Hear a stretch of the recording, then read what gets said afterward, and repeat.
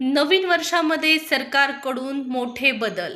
2026 1 जानेवारी 2026 पासून हे होत आहेत मोठे बदल. कोणकोणत्या क्षेत्रामध्ये होणार आहेत बदल जाणून घेऊया सविस्तर माहिती.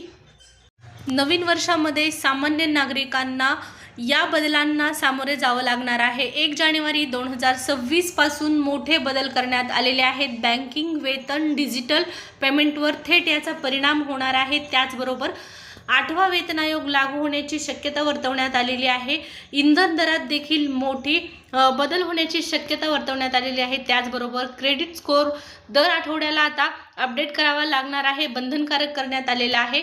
आधार कार्ड, पॅन कार्ड संदर्भातही मोठा बदल करण्यात आलेला आहे. आधार कार्ड लिंक करणं अनिवार्य ठरवण्यात आलेलं आहे. त्याचबरोबर पॅन कार्ड सुद्धा लिंक करणं अनिवार्य असणार आहे.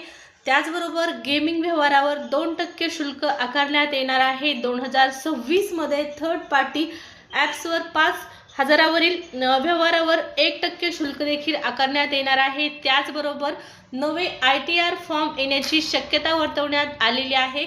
इंधन दरात बदल होणार आहेत. महागाई भत्ता देखील वाढण्याची शक्यता वर्तवण्यात आलेली आहे. त्याचबरोबर शेतकऱ्यांसाठी मोठी बातमी म्हणजे PM किसानसाठी युनिक ID आता बंधनकारक करण्यात येणार आहे.